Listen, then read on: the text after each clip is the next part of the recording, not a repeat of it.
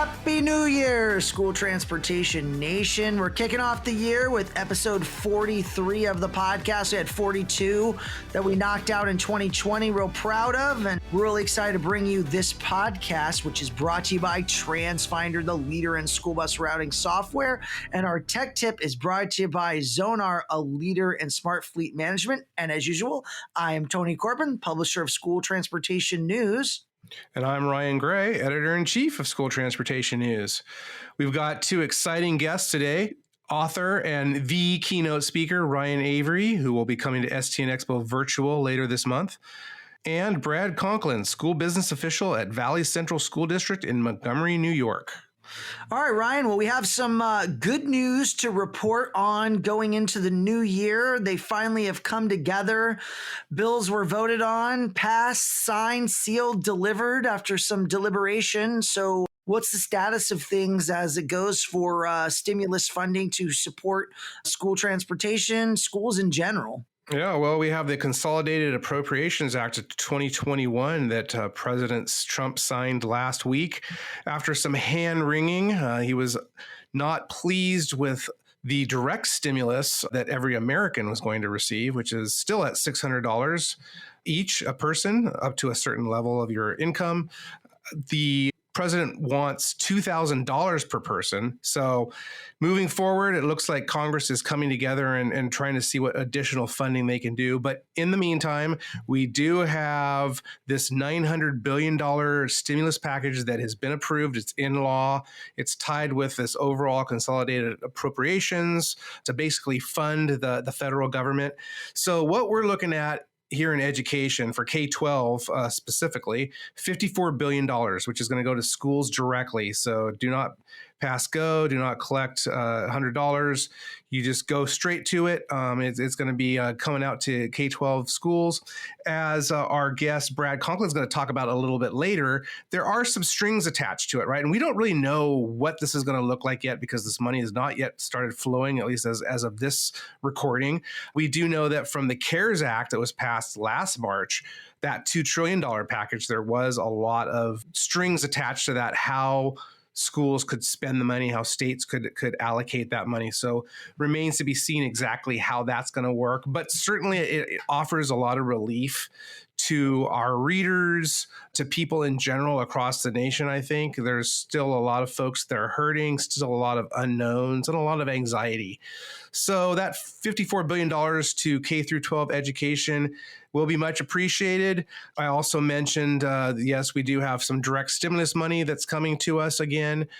In terms of private school bus transportation, there were some kind of mixed signals that we heard. The CERTS Act, the Coronavirus Economic Relief for Transportation Services bill that was introduced over the summer, that was included in this stimulus.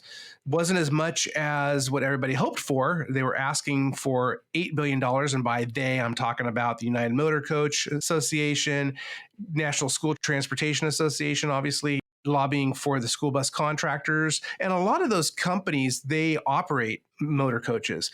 American Bus Association was involved. So they were asking for $8 billion. That was trimmed down to $2 billion.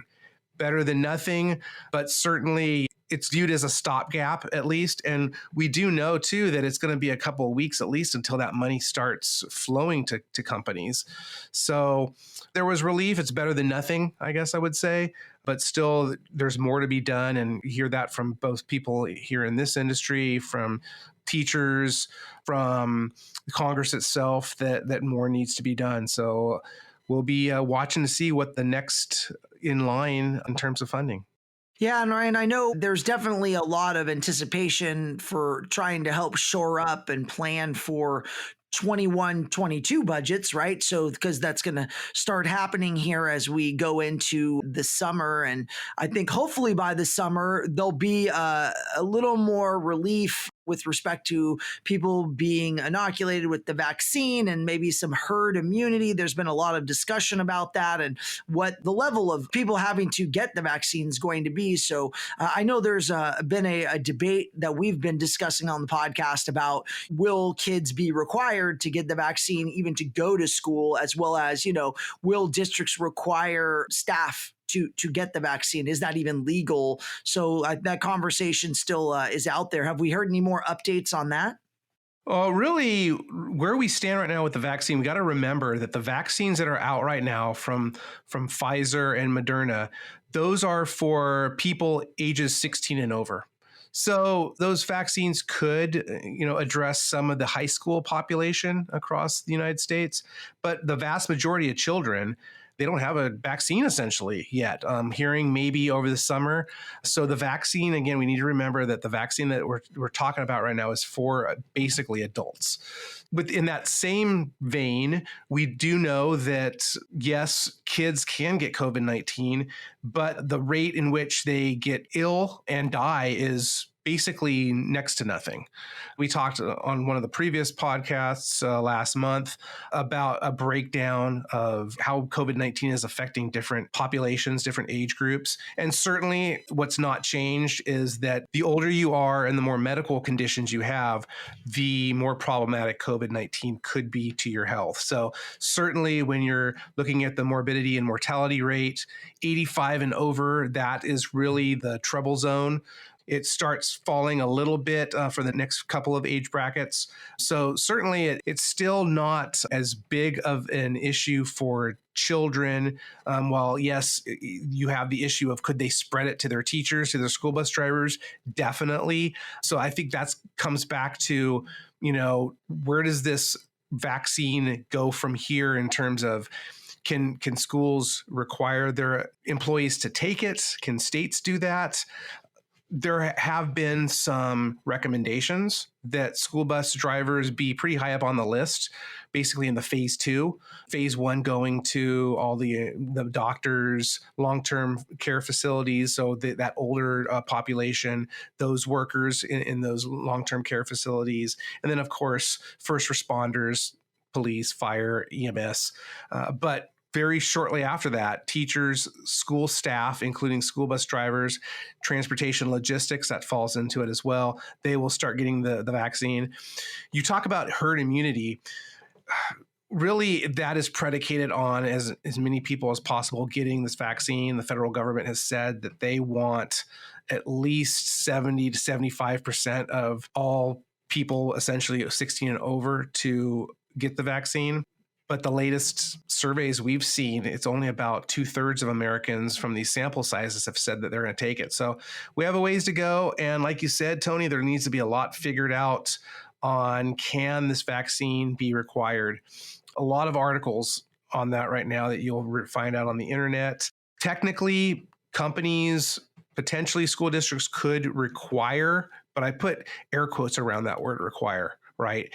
Because under Americans with Disabilities Act, under HIPAA, under different protections, people can opt out of that, whether it be for religious reasons or anything else. And it's one of those gray areas, Tony, as a business owner, you can't dictate your employees' lives.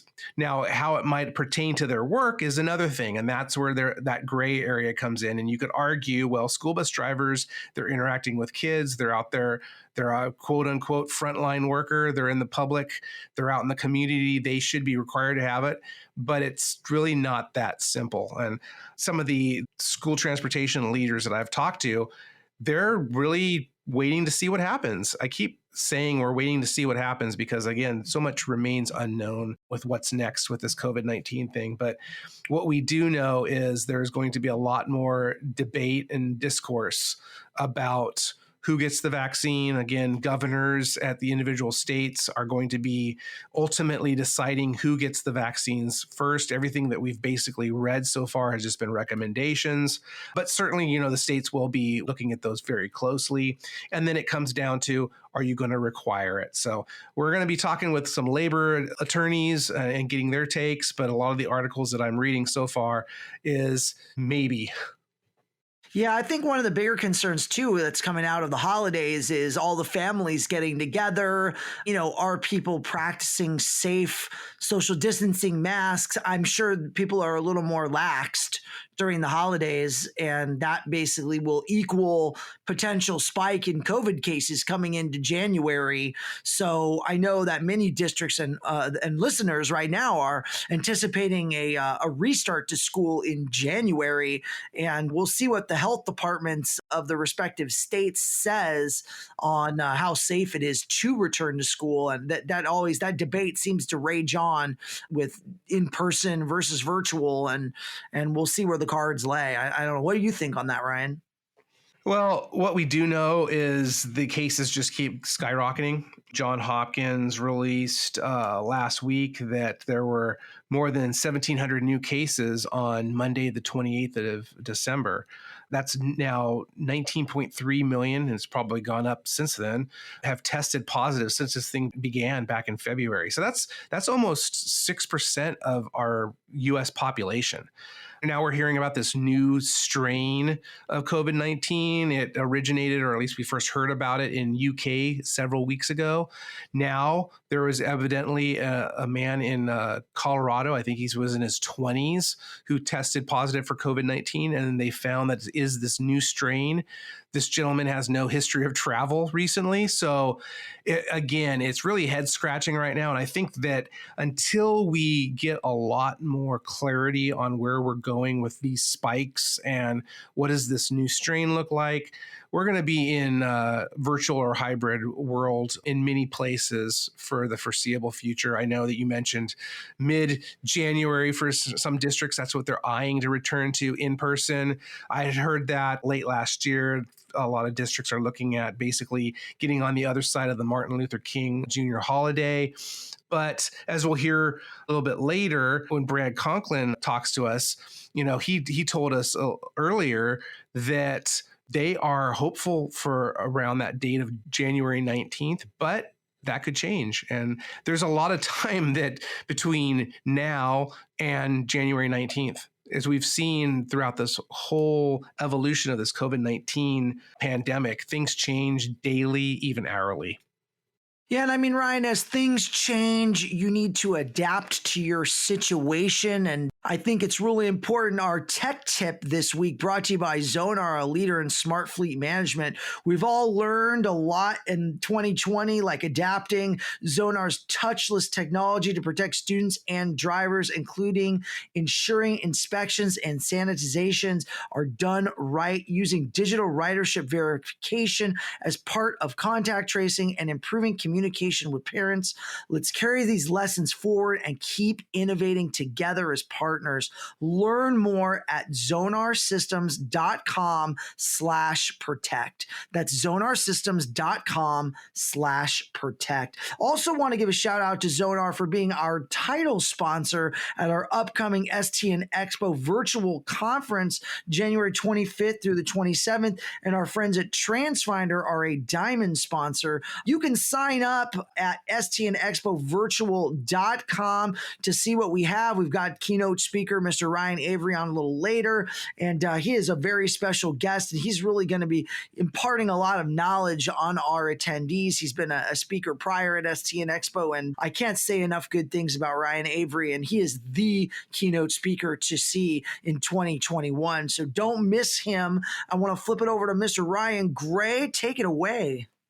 We want to now welcome to the School Transportation Nation stage our good friend, Ryan Avery. Mr. Avery, welcome aboard. This is, I believe, your first appearance with us. Yeah, it is. I feel like the intro needs like the school bus opening door sound, and then we can start. There you go. We can get our producer, Claudia, on that one pronto. So Ryan Avery, the keynote speaker. Some of you out there will remember Ryan from a couple years ago at our STN Expo. Ryan, you're just an energizing young man. You're a world champion, the youngest world champion of public speaking, best-selling author, also a Guinness World Record holder. Largest book pyramid? What's up with that? Yeah, so we break world records around big issues affecting local communities. We've done 6 so far, and one of those was in Chicago. They have the least literate amount of children, and so what we did is we built the largest book pyramid, 144,000 books. We gave 12 books to 12,000 kids in Chicago, and it was one of the best world records we've worked on so far. We partnered with Bernie's Book Bank, and it was really a fun one to do. Well, I don't know what Guinness World Record you have in store for our attendees of STN EXPO Virtual coming up January 25th through 27th, but I do know that you're going to be speaking about a topic that surely will resonate with folks, going from fatigued to fulfilled. What a perfect topic for the pandemic world we live in, right? Yeah, there's a lot going on in 2020 for most of us. And what I wanted to look at was how are some people feeling fatigued and some people feeling fulfilled in this new virtual world that we were living in. And what I found is some people were feeling fatigued, and fatigue comes from mental or physical exertion, which is what a lot of us are going through right now, right? We're working more for less, and we're uncertain, and there's a lot of mental energy that's being exhausted. And there's other people out there who are feeling fulfilled. And those people who are feeling fulfilled, what fulfillment really means is the sense of being able to fulfill your end of your own happiness. And I saw this and I see this to this day. And then I saw some real distinctions between those people who were feeling fatigued and those people who were feeling fulfilled. And I have real strategies that I'm excited to share of, because no matter what position we're in, we all can go from fatigued to fulfilled, no matter where we're at. And I can't wait to share them with y'all. Can't wait to hear it. Certainly, one of the things that you're also known for, the folks that have seen you in previous years at our live STN Expo, is that you're very big on language and verbiage. And you're a very positive person. I think that's coming through right now as you're speaking, very energetic. But there's certain words that we use in everyday life that you say we shouldn't. One of those words I think we wish we could delete was COVID-19. But there's a lot of other words, negative words that bring us down instead of build us up. Can you talk a little bit about that? One of the words that we want to switch and change from our vocabulary is the word need. We need to do this. We need to grow sales. We need to hire X, Y, or Z. What need does is it creates this unnecessary pressure on us, and it doesn't get us thinking creatively. It gets us thinking about, well, what happens if we don't? And so what I recommend us all do to make sure we're feeling more fulfilled is switch our needs to wants. We want to hire somebody new. We want to get back to work. We want to do this, because what want does is it opens up creativity, and it allows us to have this positive pressure put on us that thinks in a way that goes, I'm wanting to do this. So where can you look at using and changing the needs to wants? One of the words that I got from you that really bugs me, and I catch myself all the time and try to refrain from saying it, is just. Yeah, definitely. You're not just anything. I hear that a lot from people that I speak to out in the industry, especially when they're school bus drivers. They say, I'm just a school bus driver, but... And I always try to catch them. I say, no, you're not just anything. You are who you are. Yeah, I really don't like when I hear the word just from people, especially people who are part of the school transportation network. Y'all are part of literally the largest transportation in America every day. And when you say this, you're minimizing what you're part of, and you're part of one of the biggest things that are helping so many people around the world. So minimizing yourself right off the bat doesn't do anyone any good. It'll automatically make you feel fatigued. Remind yourself what value you bring. Remind yourself what you do. And we do that with words. And those words can be little, like just or only or think, right? Like saying, I think I do a good job versus I do a good job changes the way that your body is motivated. We have to pay attention to our language. Absolutely. And people can check out a lot more about you, Ryan, if they go to ryanavery.com. You have a ton of resources online that I think will really help people. And if you don't know who Ryan is, you haven't read about him in School Transportation News magazine or on our website or seen him in person, you're really in for a treat. January 25th through the 27th, STN EXPO Virtual. Head over to stnexpovirtual.com. for more information on that. Ryan, in closing, I mentioned those resources you have on the website, some good infographics. You mentioned a couple of them. You like to tell your kids, for example, that you get to go to work instead of you have to go to work, back to that whole language topic that we were talking about. Can you share some other insights that you've gleaned through this whole COVID-19 experience? You make your living as a speaker. You've had to go away from the whole in-person conferences. You've done a lot of video meetings. What are some of the lessons learned that stand out to you throughout this entire experience?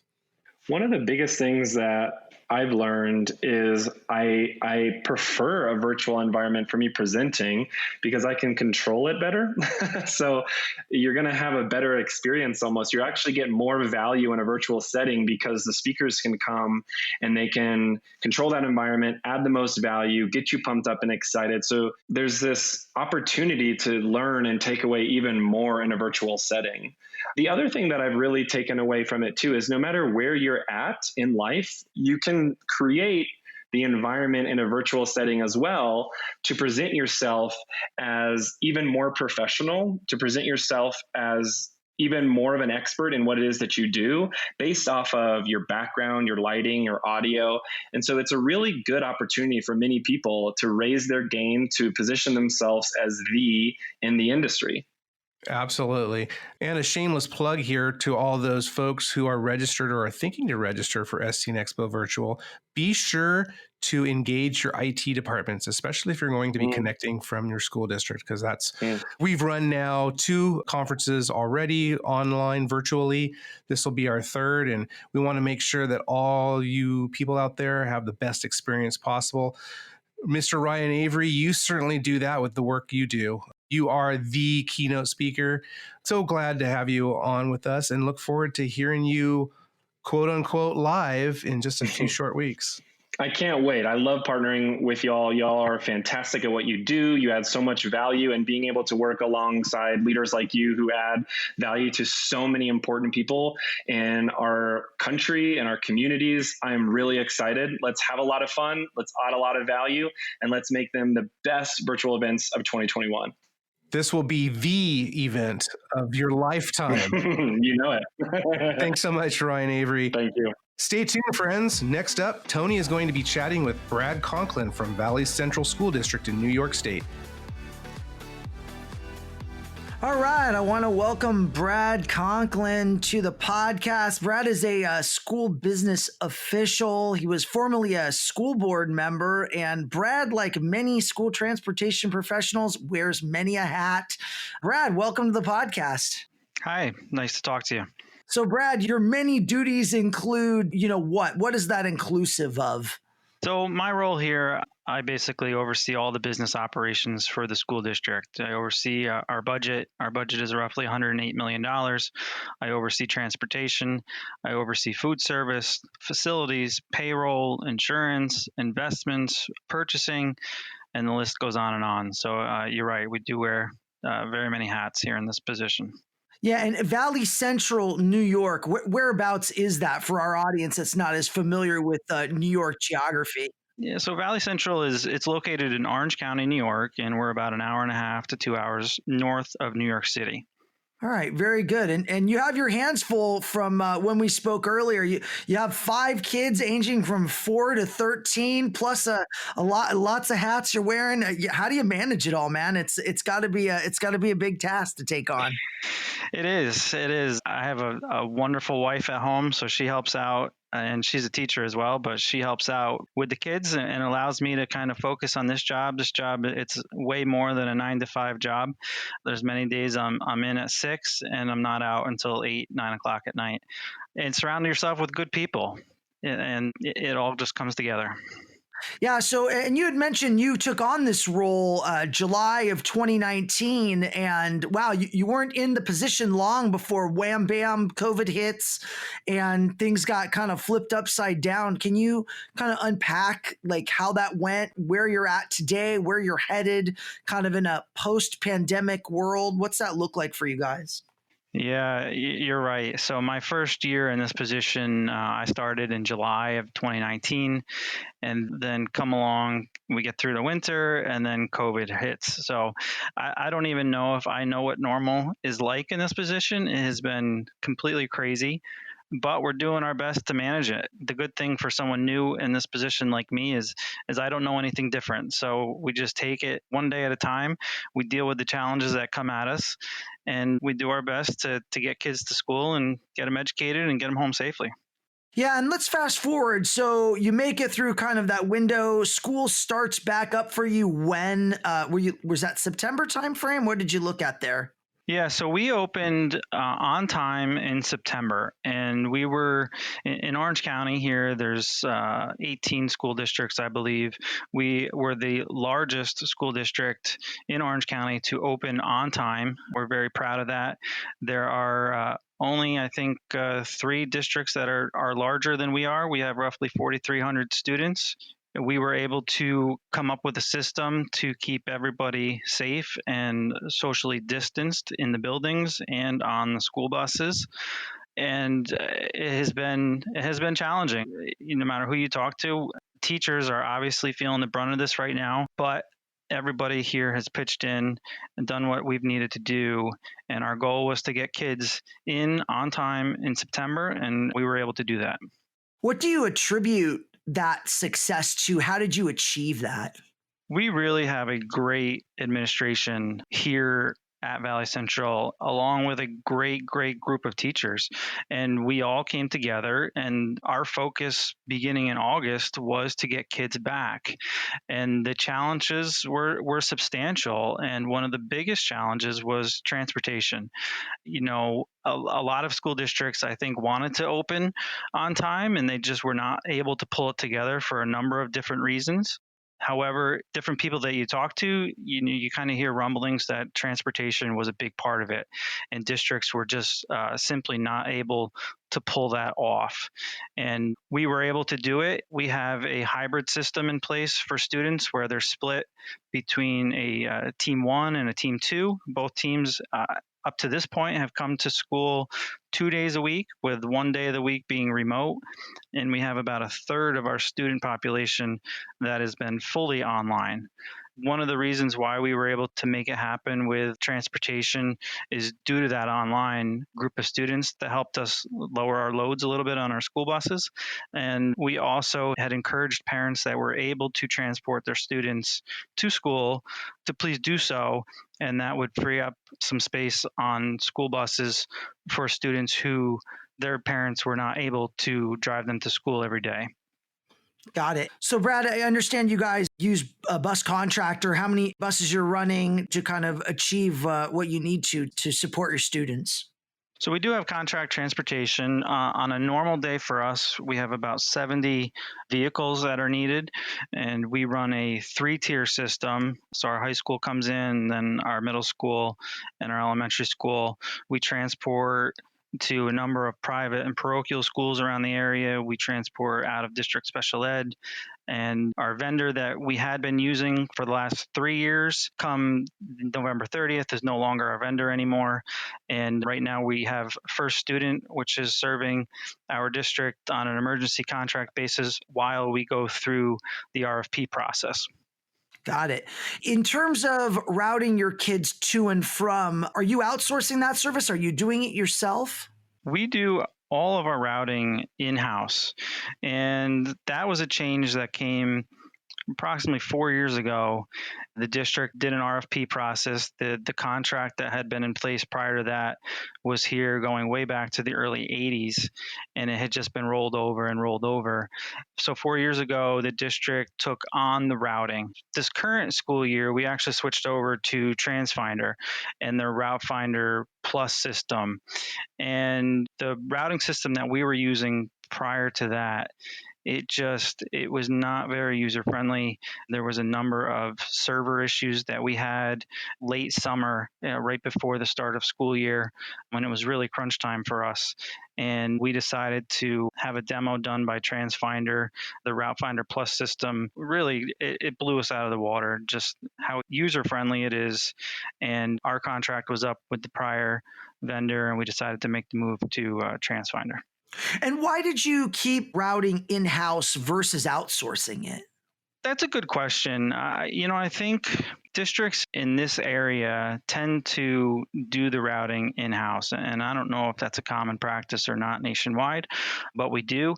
I think there's some advantages to it. Is one, nobody knows our students better than we do, and you really have a lot of oversight on the amount of vehicles that you have out there, the amount of miles that they're being put on. So it is kind of nice to have that control. The downside of it is you really have to have a good working relationship with your contractor, because I'm not a school bus driver.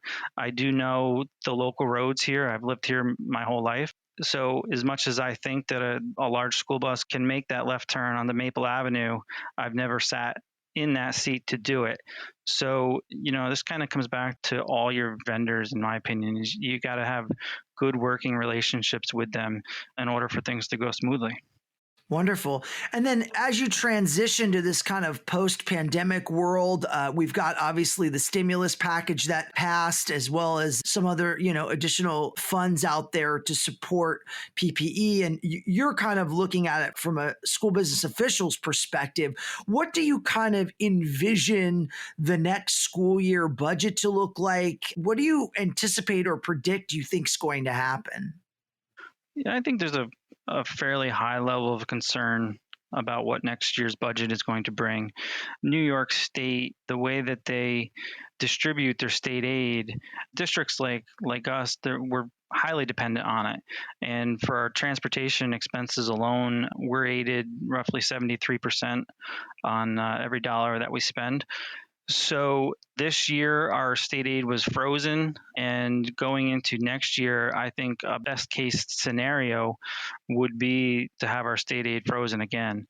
The stimulus money that was passed down in Washington, so this year, New York State had reduced school districts' local share of that aid, or their local share of state aid. So, for example, we had our New York State aid was reduced by $560,000, but then replaced by what they call the pandemic adjustment. So, in theory, on the surface of it, it sounds great when it comes out of Washington, right? So districts are going to have all this money to buy all this PPE that they need and be able to pay their contractors 100% of the routes that aren't run. But in reality, that's not the case. So that money that was taken and then backfilled with federal money had strings attached to it. You had to use it for specific purposes. You had to share it with your non-publics and your private schools in your area. So for us, the way that New York State handled it, it wasn't any increase in revenue whatsoever. And what's your total allocation that you guys get to operate in a year? So our transportation budget is roughly $6 million. And the way that aid works in New York State is you are aided in the following year based on your expenses of the current year. Got it. More like use it or lose it. If you have excess funds, if you don't use it, they reduce you. If you've used it, then they fund you the amount you had previous. Yeah, it's really in New York State, it's an expense-driven aid. So you are aided on your expenses of the year prior. Got it. And then, what piece of advice would you have coming out? You're lensing from someone who, is still fairly new in the position, and from what you've learned, what could you impart on our audience going into this new year, 2021? We're starting fresh. What do you think are kind of the challenges that people should look at or be concerned at from a school business official's perspective? Obviously budget. All school districts are driven by what the budget can support. And, with school districts, there's only so many areas that you can make reductions. You don't want to increase class sizes over a certain limit. And, it's really hard to make significant reductions in your budget in transportation because you have X number of students that need to get to school. And, for a district like us, we only have a certain amount of minutes to make sure that those runs are completed so that we can do it within the contractual day of the teachers. So unfortunately, you can chip away at areas like, supplies and try to do what you can to reduce your utilities. But the big savings that districts will need to find is unfortunately going to be in the areas of staffing.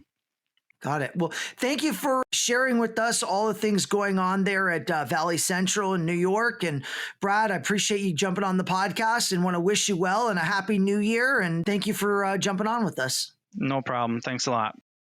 Thanks to both of our guests joining us today on the podcast. Remember, you can visit stnonline.com for your news and analysis on all aspects of student transportation. If you like what you heard from Ryan Avery, be sure to sign up for the STN EXPO Virtual January 25th through the 27th at stnexpovirtual.com. We love you, listeners. Subscribe, stream, share this podcast on Spotify, Apple Podcasts, or STN Podcasts. And a special thank you to our sponsors, TransFinder and Zonar. We'll see you later, nation. Happy New Year. Thanks for being with us in 2021.